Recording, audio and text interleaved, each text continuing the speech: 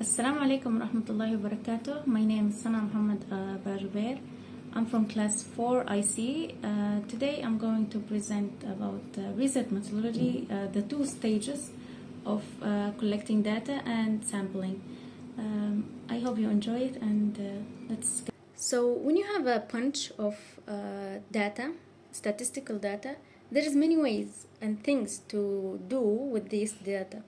For example, maybe you want to present them in a bar chart or paper or drawing, or analyze them in a different categories, or put them in a set of percent. For example, this is the rate of X data, and this is the rate of Y data. For example, maybe 70 and 30, 60 and 40, 50, 50.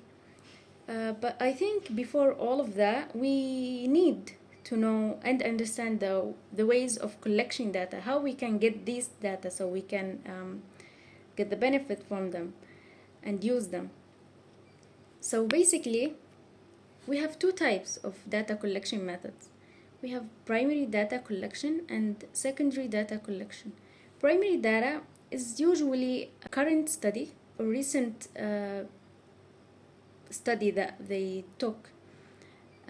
Usually this type of data depending on the opinion of people or their point of view, while secondary data, it's a facts, usually facts or number of something recorded, and it's usually uncurrent study.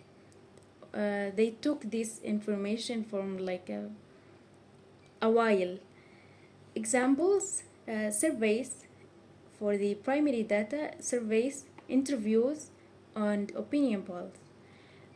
Secondary data collection, example, it's company annual reports. As you can see, it's reports, records, facts, sales records, and internet information as the social media, web scraping, and this. Secondary, we need to know samples. Now let's to get know about sampling methods. Before going through the methods, we actually need to clarify what's sampling. So it's the process of selection group of people that the data will be collected from. For example, you want to do a study in a school that has 1,000, maybe 1,000 students. So you will not do the study from all those students, 1,000 students. You will pick maybe 100, maybe 500. You will choose the number and do the research on this number. So from 1,000 students, you're gonna pick 100 and ask them the question or do the research on them. And this is how you get the population and sample. So the population is the 1,000 student from the school, and the sample is the 100 student. So there is 4 ways to choose the sample. Let's get started with the random sampling. Random sample is the simplest way to choose the sample. Why? Because you get to choose the people without any reason for choosing this person. You choose them randomly, no purpose from this person or that person. Choose them and ask them about your research. Unlike the systematic sample, it's to choose the people in one rate or pattern. For example, maybe you want to know your customer's opinion or their satisfied level in the in your restaurant.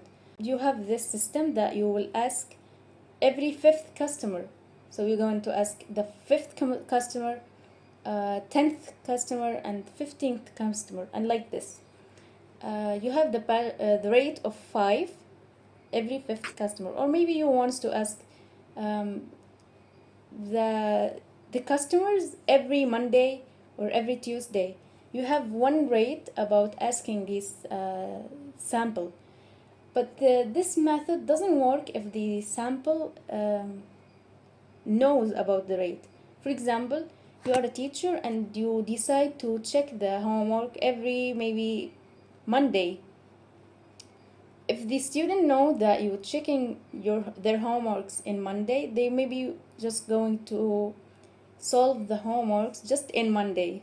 So you think they are always solving their homeworks or doing their homeworks.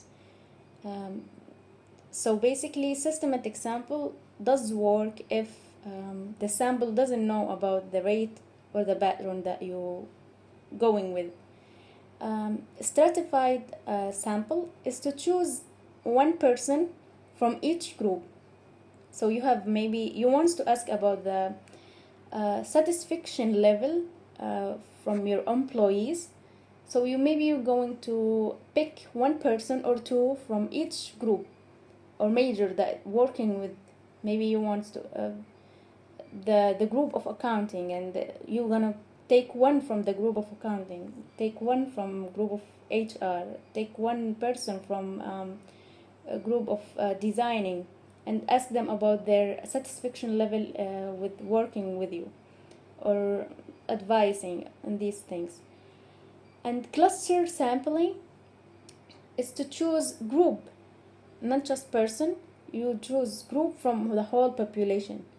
The difference between stratified and cluster is stratified you choose one person from group, and cluster is to choose the whole group from the population.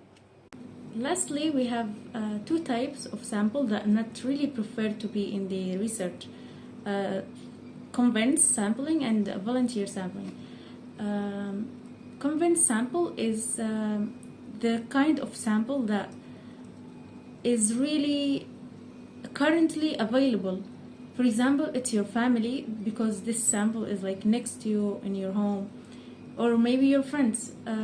For example, you want to do a research about the students' studying hours. So you ask your friends. If your friend is your sample, their answer is going to be similar to you or similar to each other, because probably you are friends and your studying hours are going to be the same, because maybe you are in the same major or you studying together.